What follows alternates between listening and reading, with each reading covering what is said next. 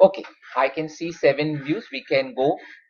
Let us begin today, Sunday, the 19th of April 2020. I like to start my lecture. My topic was revision of Materia Medica drugs with respect to upper respiratory tract. Uh, I took this topic because I think it's very, very important for students of homeopathy. And we are looking at third year, fourth years, interns, just passed out doctors. And I do know some consultants who are senior to me, some of my friends, contemporaries are also going to be joining me. So I'm trying to keep this a balanced as best as I can. Nothing in homeopathy begins without paying our respects to Hahnemann, the founder of homeopathy, without whom we would not have been called homeopaths. To our teachers, to our institutions, and to all our patients who give us the opportunity to learn and spread homeopathy to the best of its abilities. I'm trying to keep this lecture not so theoretical, but it's important to know why the study of Materia Medica is so important. Homeopathy, as you know, is taught as a triad of Materia Medica, Organon, and Repertory. These days, there's extra emphasis on repertory as being the god of everything. Now, this is not true. If you are a student of homeopathy, you should know that it is your Materia Medica which is the source of repertory. And the sources of Materia Medica are wide and varied, right from old literature, old alchemy, toxicological provings, Hahnemannian style of provings, herbal medicines. Materia Medica of homeopathy is an ever expanding field. That said, what is written in old literature is something that I rely on and I believe. And even till today, when a student asks me which is the book that you should study from, I always feel it's unfair to start with Materia Medica Pura. It has to be your Allen Keynotes and Boericke Materia Medica. You use these books and you're sorted for good homeopathic practice. Okay? Theory and practice are two different things. This is something we all should accept. When we are in college, we are taught things like follow the dictums, follow strictly what is read in the book. But if you are a true student of homeopathy and you read a lot of literature, which I hope I'm able to inspire people to do, because I think that's the only way homeopathy will grow, you will see that everybody has a different style of practice. And this style of practice is what we have to absorb, and you have to form your own style of practice. So right at the onset, I will say that I am a very, very proud and dedicated student of Dr. Anil Habu, who has more than 45 years of practice in homeopathy. I've had the opportunity to work with Sir for 1.5 years after my internship very, very intensively in his Pune clinic, that is Monday, Tuesday, Wednesday. And that 1 year of seeing cases with Sir has given me a great boost to start my practice. So a lot of what I am going to share is what I have learned at the Habu clinic with Dr. Habu Sir. And the results have been verified not just once, not just twice, not just 10 times, but some of them more than 100 times over. Whatever I say, you can verify back in the books, you can verify in practice. If it works for you, you stick with it. If you find that it is not helping you, or no, this is not what I feel right, as an individual, you obviously can take your own call. Okay? So, like I go back to Materia Medica being the boss. Let us go from the known parts of Materia Medica to the unknown parts of Medica and learn from all your cases. Why do I say cold cough cases? Why do I say upper respiratory tract cases? Because today, a lot of students want to start treating multiple sclerosis. A lot of students want to start treating brain tumors. A lot of students suddenly want to start treating multi-organ, multi-systemic affections. They forget that when you are a young homeopath, people are going to come to you for their regular allergic colds, for their infective pathologies, for tonsillitis, for adenoids. And it is these baby steps that will give you the confidence to grow as a doctor. Once you start delivering results in this field, then only and then will patients start trusting you, and maybe in a decade, maybe if you're very good, even shorter, they will come to you with more and more complicated cases. But the reverse is not true. Very often I have seen senior doctors scoff at homeopathy and say that ye to sardi khasi wali dawai hai. This is true because homeopathy started growing like that because its superiority in this field was established. If you go into the 70s and 80s, a lot of people of that era, I mean, who are now today 70 years and 80 years old, always knew homeopathy as an amazing medicine for asthma, an amazing medicine for allergy, because that's the reputation it built up, at least in Pune. I'm born in the later ends of the 70s, so I have seen this happen. But as the doctors have grown older, their experience has grown wider, so they are able to take on bigger and better pathologies in the so-called name of pathologies. But when you are a young doctor, this is where you start, and this is what you should know, and this is what you need to learn. Okay? So correlating pathophysiology is so important. That is why the structured BHMS course is not only about studying your materia medica, repertory, and organon. We have to learn anatomy, physiology, pathology, surgery, and medicine. And it is the blending of these sciences, these clinical sciences, along with homeopathy that makes you a good homeopath. Without the true understanding of pathophysiology, swimming in the waters of homeopathy is very dangerous. Now, some of you may argue that Hahnemann didn't mention so. This clearly means you haven't read Hahnemann properly. You haven't understood the place that he was coming from. Within his organon also, I agree, he says that organisms are not the cause of infectious diseases, and this has become a rage today. But read Hahnemann, read the organon with sense, and you will see that it's a progressive book. He rewrote the organon 6 times, and each time he changed it with a new process. If he were alive another 100 years, he would have definitely added many more things. If he had the advantage of a microscope, he would have definitely added more things.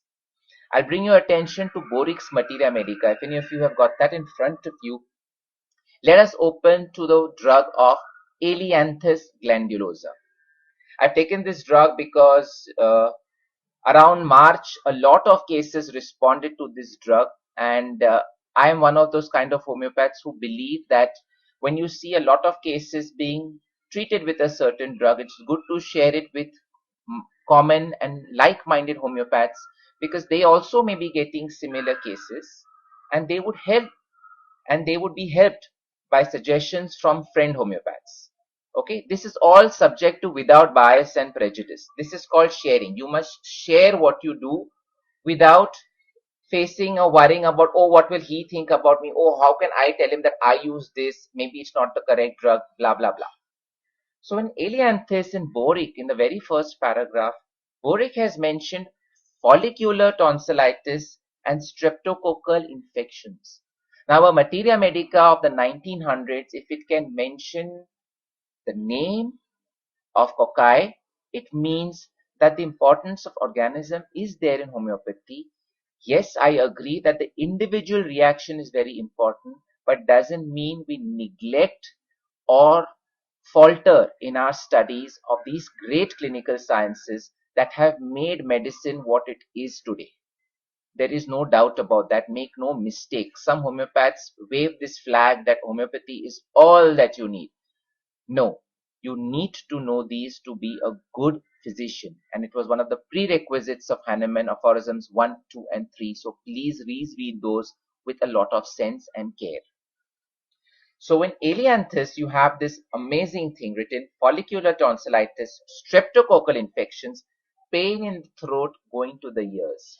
Now, I'm not a repertory person, so In my brain, I think it's best for me to form your own 5 drug, 10 drug remedy. Whenever patient comes to you, and this is a very common symptom, pain in the throat, when I am swallowing, it is going to the ears. This is a common symptom. It is a common symptom of tonsillitis. It is probably a very common symptoms of pharyngotonsillitis or of an upper respiratory tract infection. But we have to give it importance, and you have to know 5 to 6 common drugs in our materia medicas, and you have to know how to differentiate one from the other. So the trick to Ailanthus glandulosa is to see the follicles on the tonsil wall or the posterior pharyngeal wall. That is, when you take the trouble of shining a torch there, and if you have attended your ENT OPDs properly, you will know how to differentiate a normal throat from an abnormal throat. Differentiating what is normal from abnormal is very important, and from there on you pick the PQRS. It is unfair to say that pain radiating to the ear is a common symptom, so do not take it for repertorization. Do not take it as a symptom. It is a very important symptom. Why? Because it is a change in the deviation. Pain in the throat is not a prolonged finding in any common human being. He gets affected by something, maybe cold air, maybe he ate a pineapple, maybe he got exposed to somebody who had a cough cold, but within a few hours, if he starts saying there is pain in the throat that is going to the ears, it is a symptom to be taken. The problem is, if you put this in the repertory, you get too many remedies and you will lose track of what to find. So if your brain is prepared with your materia medica of at least 5 strong remedies, then it would be much easier. Now, as you're hearing me, I hope some of you, I can see 47 of you have joined in, have immediately started thinking pain in the throat is in which all remedies. I mean, unfortunately, we can't have a two-way conversation, but if you put down on a paper, even right now as I talk, please do so. It will help. To my mind, immediately comes Hiparsal. To my mind, immediately comes Lachesis. To my mind, immediately comes maybe Belladonna, lower down. To my mind, immediately comes Laccaninum. So already you have got 4 to 5 medicines that should ring bells in your head. You know, it's like a reflex action. He has come with this symptom. Try and analyze what we are looking at. Now, what is peculiar to Ailanthus glandulosa?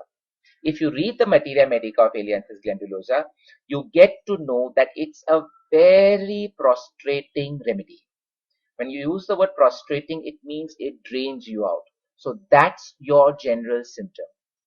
There is a local pathology, probably caused by something like the streptococcal infection, and it has caused a tonsillitis, which has given the symptom of pain going to the ears.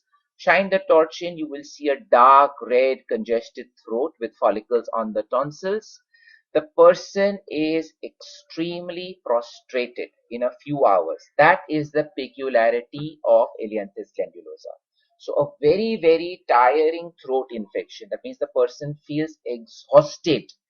And when someone tells you exhaustion, it is a general symptom. General symptoms have to be given weightage. And this is what, for me, characterizes or makes it peculiar to think of Ailanthus glandulosa. Believe it or not, before this entire COVID lockdown, there was that entire week from the 8th to the 14th. A lot of adults and children in Pune had these throat infections and run-down feeling and body achy. All these cases responded beautifully to Ailanthus glandulosa. It gets neglected as a remedy because it's a small remedy. And when you say small remedy, you tend not to think of it. Most people were prescribed Hiparsal because they've felt better by warmth. Most people were prescribed arsenic because the COVID thing had started off. That maybe it is something to do with that. Better take arsenic, weakness, etc. But the magic of the correct medicine is not that your cold gets better in 7 days, because then that is no sense. It is the importance of putting your patient right within 24 to 48 hours, which can be achieved if you find the right remedy. I think experimentation on ourselves is the best. Now we have 57 people joined in, so I can tell you this, that when you have a cold yourself, there is no point saying that, oh, it will get better in 7 days whether I do something or not. This is a true statement because this is an acute disease. Your body is going to take care of it. But the correct homeopathic remedy will ensure that your recovery is way faster with minimal complications, and therein lies our victory. So, whenever you've had a cold and you get that rundown feeling and you don't feel like doing anything, each of us are individuals. We are not going to need the same remedy. Be well aware of that. But the joy is in finding your own remedy. I believe a homeopath who can treat himself and his family members is a good homeopath, or his friends, because they are the trickiest to treat. They expect you to know your remedies, and you have to find the remedy with just looking at that person and finding it. So keep this in mind. Now I'm going to another unusual remedy again for throat, and I'm taking two unusual remedies before I go to the common ones. Can you go to Aesculus in Boericke's repertory? Now, most oftenly, Aesculus is known only for its piles. So it's like if you have a patient with piles, he has to be Aesculus. Otherwise, how can you prescribe Aesculus? Now, therein lies the folly. The Materia Medica of Aesculus should be read carefully. There is a very prominent symptom of fullness. The word fullness and portal congestion are two words that ring bell. When somebody tells me fullness, then I immediately think of Aesculus. Now, that is the beauty of homeopathy. Fullness doesn't have to be in the rectum. If you read the Materia Medica carefully, fullness is an overall symptom. It is a general symptom of Aesculus. And in an Aesculus cold symptomatology, this is where this is how I like to teach it. Fullness can happen here in your frontal part, frontal bone. So it is a very, very important cold remedy. For lack of word, one could think of frontal sinusitis or maxillary sinusitis, where the patient uses the word fullness. भर गया है doctor, सब कुछ भर गया है, ऐसे लग रहा है कि बस सर नीचे जाने वाला. These are the words people tell you. Earlier on in practice, it would be giving a random prescription, just trying to see, okay, patient is thirstless, fullness is there, better thoda open air, give pulsatilla. Patient would get better after 4-5 days. But when I started listening to these cases a little more carefully, and you put the torch into the throat and you see the redness and the congestion there, and then they're all heavy-eyed and they're droopy, then you remember that when you read Materia Medica and you get a keynote like this. So in Boericke, you have the word in Aesculus, I made notes of this, is fullness in parts. Nasal passages sensitive to cold air. Yes, this line is there in Boericke. Please underline it. Please read it. It's also there in your Allen keynotes. Very, very important. We should know that both these old Materia Medicas, these most reliable Materia Medicas, these clinical Materia Medicas, are telling you about a drug that is otherwise labeled as a pile remedy. Okay. Interestingly, also in Boericke, this is there. Membrane over the turbinates are boggy. The word boggy meaning swollen. This old English, sometimes some people, they find they don't understand what it means, so they ignore these words. So this is a clear indication that probably Aesculus has an affinity for polyposis. Whereas when we think of thuja, we think of teucrium, we think of formica rufa, we think of sanguinaria nitricum for polyps. Also keep in that bag of polyps remedy Aesculus. If the patient will talk of the word fullness, wait for the general expression of the patient.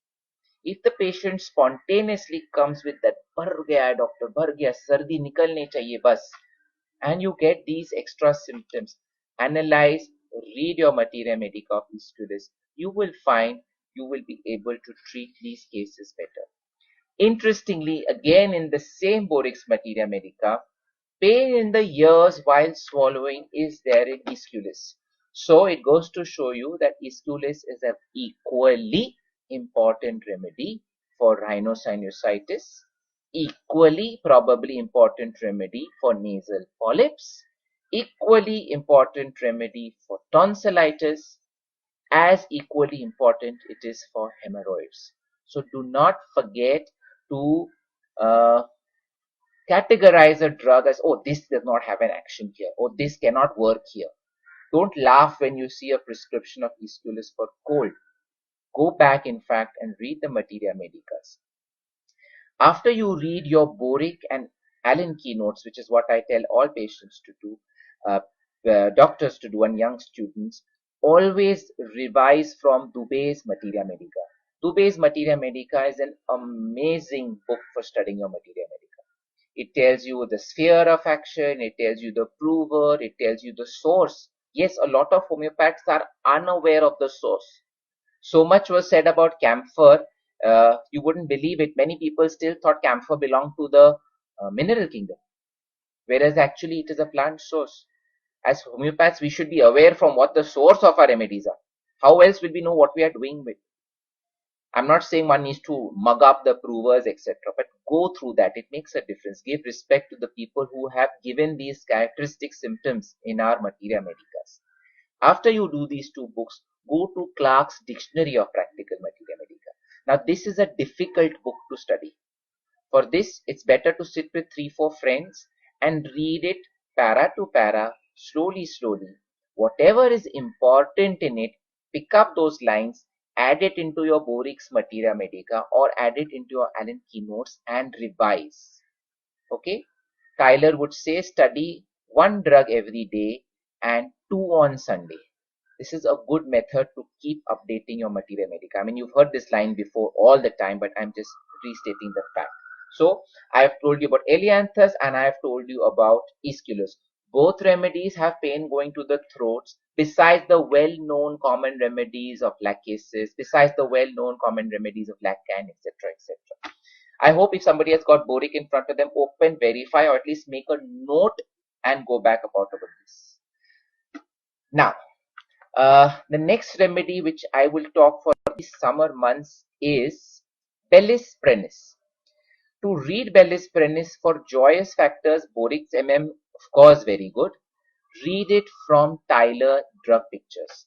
Tyler's Drug Pictures is one of those books that takes little important things from Kent, little important things from Dunham, little important things from Hahnemann, and she puts it all down in a beautiful lecture.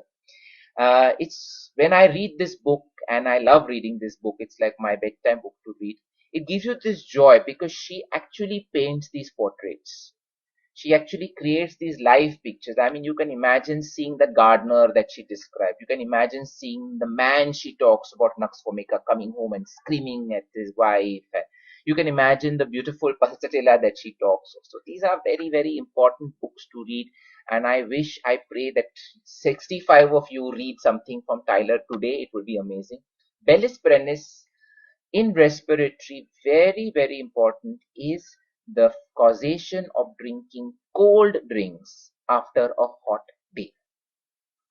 Cold, chilled things after a hot day is a keynote indication of Bellis Prenis. Very often, Bryonia alba is prescribed because that is an important keynote for Bryonia. 2 hot days, cold nights, or sudden change, etc. But Bellis Prenis, now again, see the beauty of Materia Medica. It is the generalities that guide you. It is not that coryza, it is not just the throat pain, it is not just this thing. It is that achy, body achy feeling that sets in. That means, again, a general symptom that comes strongly soon after a local symptom. That is a guiding key, and ailments from. So we are always taught in homeopathy, ailments from, if significant, have to be given highest ranking.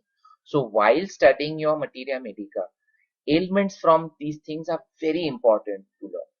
Okay, so in Bellis Prenis, it is having cold things on a hot day that give you these achy, body achy things, and that has to be read once at least from Tyler's book, Drug Pictures. Please, please keep this in mind. Okay, the body ache is very, very important. Now I come to some practical tips. One of my most important things as a homeopath is you can help patients sometimes avoid wrong auxiliary treatment. There is a beautiful concept known as hydrogenoid constitutions. I am sure most of you are aware of what is hydrogenoid. There is a long theoretical thing. I mean, if you go through old literature, people talk about hydrogenoid, Dunham talks, etc., etc. In today's practical world, I would put it as those people who are affected by dampness, people who are affected by wet weather, people who are affected by juicy fruits and juicy vegetables. So many of you, especially if you are practicing or if you are observant in your families and friend circles, you will have a fair number of people who can't tolerate kakdi, watermelon, muskmelon, and I'm not talking about them getting their diarrheas, okay, because that can be some infective pathologies.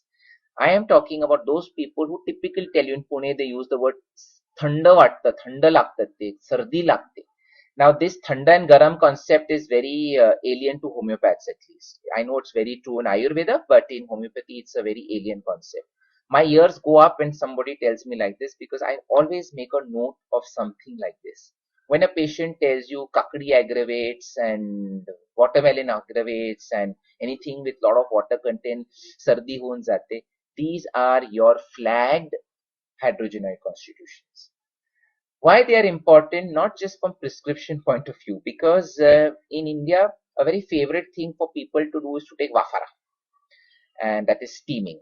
And immediately everybody says, start steaming, even they are, and nowadays nebulizer is assumed as steaming. This is another thing you have to teach your patients, that nebulization is not steaming. You'll be surprised. A lot of patients have bought nebulizers at home and they think that nebulization is equal to steaming. The whole two concepts are different, and as doctors, it's important to educate patients about the difference between the two. So people who are hydrogenoid don't do well with steaming. They don't do well with steaming. Most wretched are the bichare ammonium groups and natrum salt group, because their nose blocks get worse after steaming. Temporarily there is an improvement, but for 10-15 minutes after the steaming, they will everything is worse. So these are your flags. So if you're a clever homeopath, and believe me, people will thank you for this, especially when it's children and you know that, oh, this is not the case to be given steaming. Suriname constitution, oh, they love steaming. Hepar okay. Pulsatilla also will be happy with steaming. But these hydrogenoid constitutions, they get worse. And when you tell them to avoid excessive steaming, it does their case a lot of good. So please keep this tip in mind. The typical constitutions that are worse for this are thuja, natrum sulf, ammonium carb. They doesn't do them well. This I have verified in practice, so I'm sharing. If I'm wrong, I'll be happy that you share it back that no, I don't feel this agrees with me. But in my practice, this is what I have seen. Coming to this damp weather thing, we'll go to an again small drug, again from Boericke's Materia Medica, and that is colds in damp weather. In Pune, in the month of July, when the temperature dips and it is always cold and damp, a very small remedy that often gets missed but is an important cold remedy is calendula. Please open Boericke's Materia Medica and make sure you add this into your brain. It's in italics. Colds, especially in damp weather. And this remedy is complementary to Hepar sulf in its relationships. Now, this is a very interesting thing in Boericke. Always try, in fact, more than Boericke, even in Allen keynotes, wherever there is a comparison followed well by, etc., please make sure that you study those drugs on that day, or at least see the line to which it is mentioned. This is the only way you will expand the learning of your Materia Medica. Okay, so colds in damp weather is a strong keynote for calendula. Because of that, there is soreness, itching in the eye, sneezing, and this remedy gives wonderful results. And this is one of those kind of indications where the results come in 24 hours and not 7 days. Very, very important to remember this. Okay, I'm going to take Hepar sulf, and I am using the reference of Dr. Dubey's book, and he writes this in his book. I don't know, many of you should have read or studied from Dubey's book at least once in a while. H for hepar, H for hypersensitivity. Hypersensitive mind and body. Since we are talking about the upper respiratory tract, hypersensitive to draft. Slightest fan breeze, window open, something AC from here, hepars get very, very aggravated. A sick hepar self or a patient who is in the pathological hepar state is a bad candidate to be taken for IT companies because they all work their air conditionings between 18 to 20 degrees Celsius, and then they'll have the ducts above their head, and you'll have these patients, they'll come with scarves and doctor ते सहनच होत नाही, कंपनीमध्ये मला letter द्या, मला दुसरी जागामध्ये बसायचं etc. This is your hypersensitive to drafts. So be very, very careful about this. H for hepar, H for hypersensitive. This is from Dubey's Materia Medica. It is not my own made up mnemonic. Please do read it from Dubey's MM. H for heavily sweating. So a hepar sulf patient has a tendency to perspire a lot. This probably comes because it is a combination of sulfur and calcarea cup. I mean, you can learn it any way you like, but important to remember hepar. H is for hasty speech. Very, very fast speaker.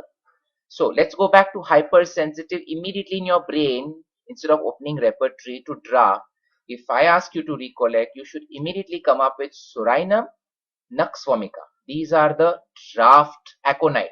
Cannot bear draft at all. Heavily sweating, calcarea carb.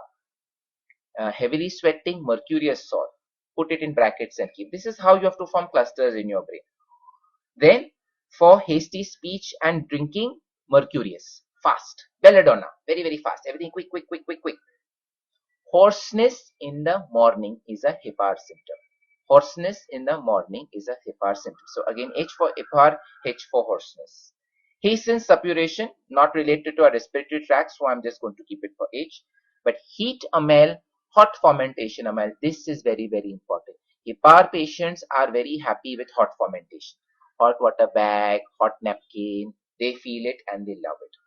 So I know that in Pune, at least where I have treated maximum patients, or wherever a weather is similar to Pune, this cold, dry air by and large, hepar sulf is a primary drug for all our allergic patients, for all our these sinusitis patients who typically come back with these recurring complaints of थोडं पण वारा लागला की डोकं दुखायला लागतं, ठणठणा लागतं ठणठण. This is typical of hepar sulf. Never to neglect this drug is fantastic results. Very, very, very good results. Please read it from Boericke's Materia Medica. The other things about hepar are very, very typical. The pin pricking in the throat. So again, very useful for throat infections with septic foci. Again, hepar has got pain going to the ears. It could be either right side, left side, or bilateral. While swallowing, there is pain. Hepar is distinctly ameliorated by warm drinks and hot water.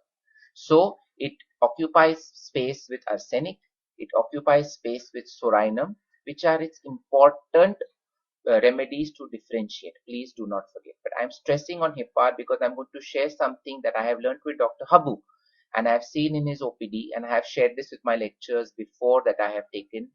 Dr. Swapnali, I think, heard my lecture at Neetu Mandke Hall where I spoke about acutes. So Dr. Habu uses hepar sulf not directly as a constitutional, but as a very, very specific drug having specific action on the maxillary and frontal sinuses. Okay, sometimes there are these cases which you cannot find a good constitutional remedy, where you cannot see, and their entire chief complaint, their entire energy, their entire focus of complaint is only this and this. And I have seen Sir give hepar sulf in ascending potencies. When I talk ascending, that means he goes 1 m, then after a month 10 m, then after a month 50 m, and then after a month cm. And he will use a drainage remedy like belladonna or pulsatilla or maybe calibichrome, if based on the characteristic of the discharge. And these cases get long-lasting relief, some for decades. In fact, because we go back to Habu sir so often for revision to see patients, you'll often see patients who say, Doctor, that ते तुम्ही सर्दी बरी केली ती आलीच नाही, आता 15 वर्षांनी परत त्रास सुरू झाला. So these are results that we have seen from Sir's OPD. These are results that now I have 17 years in practice, so I can also tell you patients give you great feedback for methods like this. And I think it's important to share, because just telling you that no, only study HIPAR and it will work, no. I'm telling you how it helps. These are patients who you try finding constitutional. They appear a little bit of calcarea, they appear a little bit of sulfur, they appear a little bit of this, they appear a little bit of that, but the results don't come. And every time they come back to you, the focus is this and this.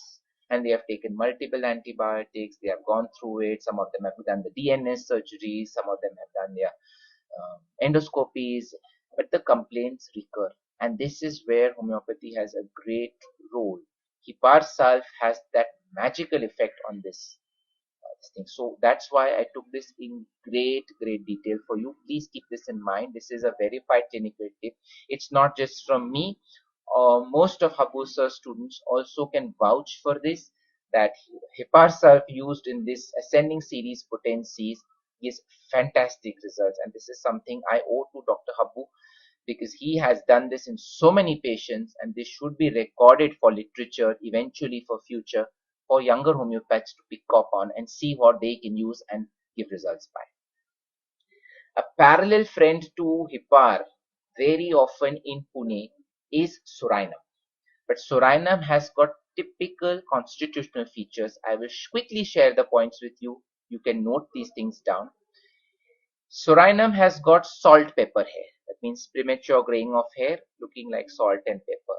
The hair is dry and rough. Mostly these are people who have despair of recovery. They will jump from doctor to doctor to doctor. So when they come to you, they will tell you, oh, we went to this one, oh, we went to that one, oh, I showed this specialist, oh, I that showed this didn't have that, in a blah, blah, blah, blah. They go on like that. Surinam are lean, thin by and large, not strictly, but lean, thin by and large. Surinam have old looking skin, oily faces. Very important. Old looking skin, oily faces. They are distinctly chilly. Be careful. They are distinctly chilly. They are worse by draft. They are worse by cold bathing. They are worse by cold water. They have a constant recurrence of complaints. Okay. They have a lot of stomach issues. They are the types who will tell you, Doctor, माझं pot साफ झालं ना की मला सारखं बरं वाटतं. So you keep thinking of nux. But be careful. Be careful. Look at where the main focus was. The main focus was allergic rhinitis. But in our town, we tend to get all these patients who come with this. These could very well be Surinams that you are missing in practice. Very anxious people. They are always worried that they have got some azar. They love to do tests. You tell them to do IG, they'll be very happy. You tell them to do this, they'll be very happy. More expensive the test, they'll get happy. But remember, miserly again. So after a point, if results don't start coming, they start to doctor हे पण खर्च केलं, ते पण खर्च केलं, काहीच बरं झालं नाही. So be careful. Then they love sweets. Very strong craving for sweets. They will always cover themselves in sleep. They like to sleep on their backs. They give histories of eczemas as children. They have very dry skin. They are prone to itching. Sometimes you don't even have to ask. You just have to look and you can see they have dry skin. Don't go on. Is your skin dry? Does this happen? If you can see it, don't ask it.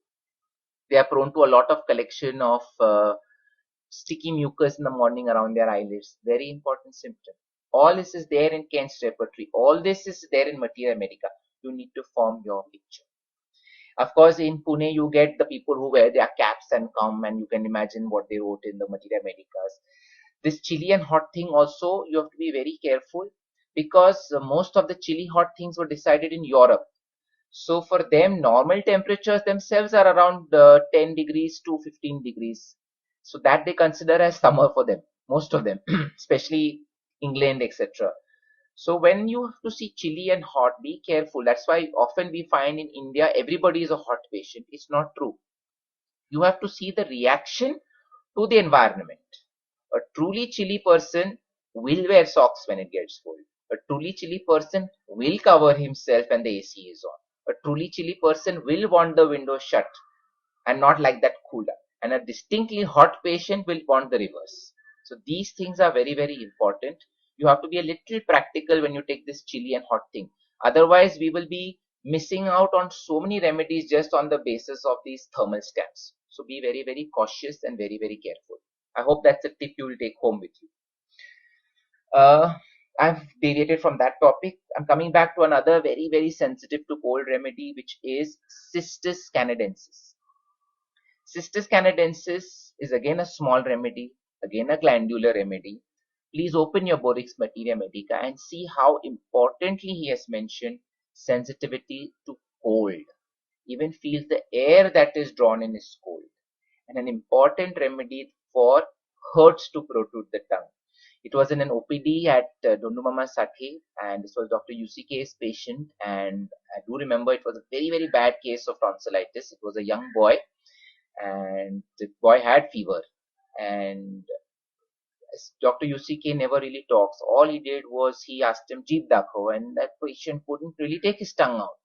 So sir had an assistant writing the notes. He said, hurts to protrude tongue. And he banged the paper, wrote the medicine, 3 doses, Saclac, and sent him off. And the OPD follow-up was in 3 days. Apparently, but even the second powder was not required. Sister scan and dentist cleared the case like this. This has stuck with me, and I have verified this in patient. Cystis tends to affect the glands in the posterior part of the throat, etc. That causes intense pain while even trying to protrude the tongue. So remember, cystis is a very important remedy for tonsillitis, which causes involvement of your glands.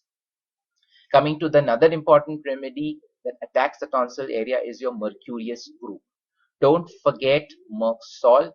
Merck salt is the easiest actually to find because Merck salt has got strong general characters as well as peculiar characters. The biggest thing to see in your mercury is your tongue. A large, flabby, salivating tongue should make you think of mercurius immediately. Do not miss it. If you see something so factual, don't try and find something else. Stick to it. See if your other symptoms are coming. And there are important Merck salts that you need to know and you need to differentiate. Merck iodum rubrum, Merck iodum flavum. MIF is for the side, please. MIR is for the side, please. Open your books, memorize it. The trick is right is for left and left is for right. So MIR, MIF, you make up your ways how to learn that down. Deeper and more pathologically acting Merck, that is when you see a Merck throat, but when you shine the torch and the color is livid purple, you should think of Merck sinusitis. Don't be scared to use Merck sinusitis. It is a very, very important and useful remedy. The indication for this is high-grade fevers with a lot of prostration. Okay, and a typical Merck character, Merck sinusitis. Okay. When we come to Merck, don't forget a very important remedy in phytolacca. Like Hipar is better by drinking warm water and hot drinks, phytolacca is a remedy that has got dryness in the throat, pain in the throat, pain going to the ears, but it is not better by warm things. In fact, if you get a patient who comes to you and tells me that, doctor, I'm doing so much of gargling, it's just making no difference, in all likelihood, this is a phytolacca patient. And they do beautifully with phytolacca because phytolacca, if you tell them to drink mathatla pani or normal water, you will find that they are actually better. And this helps them. So Hahnemann used to say that in acute phases, let the patient go with his craving. It's the body's inner cry. Okay, so these small things in homeopathic philosophy are actually so important and they are so joyous that when you see it in practice is the time you can actually identify with it. So I implore you people to study better, study Materia Medica better. I have taken probably 10 to 15 drugs. I have given you a big hint about Hipparsus. I have given you a big hint about Surinam. I could share a tip or two about lac caninum. Yes, this is an important remedy I have forgotten. Lac caninum is again a neglected drug. Please don't go looking for delusions to prescribe lac caninum. Lac caninum is an important remedy for throat affections. We are not going to get to see diphtheria, but homeopathy is not about treating specifics. Homeopathy is about treating likes. So if you get a diphtheria-like picture, then you think of lac caninum. Okay, so when you say that, it means membrane formation. This can happen in many of the current bacterial infections. Shining the torch onto a lac caninum throat, the light reflects back and the mucus is stringy. This is very important. And when you see that the patient says morning right was hurting, now left is hurting, now again right is hurting, then everything is hurting, and I'm feeling weak, and I'm feeling little giddy, and oh, something is happening to me. This is your laccanine. It's enough to prescribe laccanine. Don't get scared about, oh, am I not getting the delusion that he's forsaken, oh, that somebody is abandoned him, oh, that he did not get the love of this one and that one. No, that is not how it will work in acute cases. Look at the change in deviation. Coming to stringy, I have missed out Calibicromicum, stellar remedy. Glary, sticky mucus, so hard to spit out that when they spit it out into the spit on also, it sticks something down. This is a keynote of Calibicromicum. Do not forget this very, very important remedy. Kali salts, if you have to go through the Materia Medica, go through it very, very slowly. Top of the list, Calibicrom. Next comes Kali Moor. Again in Boericke's Materia Medica, hospital sore throat, follicular pharyngitis, again giving you indications that these are remedies to be used for infective pathology. Kali chloricum, when you see ulcers on the posterior pharynx wall. Very, very important. Acid muriaticum and calichloricum have this action at the posterior pharynx wall, but calichlor gets these big, big, big ulcers. And if you get any renal involvement, or if you have sent that patient for a routine hemogram and urine routine, and if you see trace proteins in the urine with a throat like that, you have got your indication for calichlor. Please read it slowly from Boericke's Materia Medica to know what I am talking. Calichloricum, very, very important remedy. Kali iodicum, very important remedy for nose, antrum of Highmore, scabs in the nose, wants to dig out and scrape out the mucus. Lean, thin patient, Kali iodicum. So that way, if you go to CR, Materia Medica is too vast. I would say anything from A to Z could be a upper respiratory tract remedy. Important thing is start developing the strength in your MM. If your MM is strong, you will be able to pick up cases just by looking. That is the beautiful joy. Sometimes you have to rely strongly on generals. I can share a case of chamomilla with you. I was giving this child belladonna because a 2-year-old kid not getting down from mother's lap kept screaming, kept howling, head hot, body cold.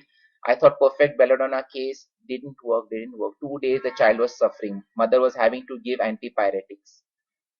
Then I looked at the case again. Child was not allowing to be touched. Child was screaming. Child was unhappy. This was a PQRS of chamomilla. Just put 1 dose of chamomilla in that child, and within 3 hours the case was solved. So homeopathy can always pose challenges to you. You have to keep your knowledge of Materia Medica very strong. You have to keep your philosophy grounded. This is the word I use, grounded. Philosophy is always open to expansion. Don't make it gospel truth. I don't agree with this. And use your repertories effectively. Some people are better at reversing repertory and studying MM. I prefer going from source to repertory. Always, always better. We have nearly approached 11 o'clock. I started late, but I have given you 45 minutes of information. I wish right now to just say thank you to all the people who have taken the trouble to set this up. Facebook is a new platform to me totally. I thank a lot of my friends. I know some of them are my contemporaries who have joined in today, and some of them are my seniors. A lot of respect to all of you for giving time to listen to me. A lot of love to all my juniors, and I wish and I pray that every homeopath studies better so that they can prescribe better and so that one day they help spread the light of homeopathy. Thank you.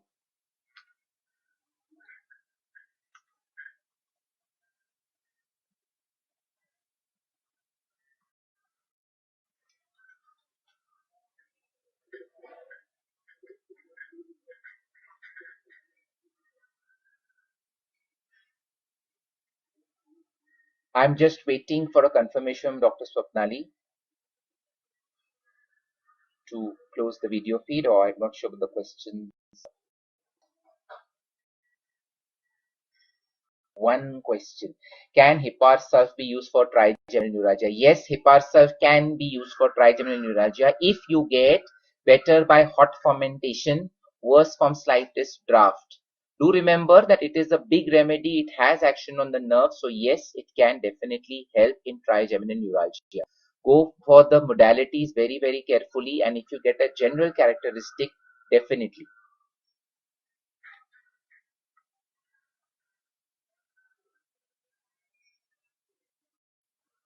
In trigeminal neuralgia, if you get that thing better by rubbing, there's a thing in Boericke's Materia Medica which is there for mercurius, for toothache better by rubbing. This modality can also be used for trigeminal neuralgia. Mercurius very, very important. Right, I've got a confirmation from Swapnali to end.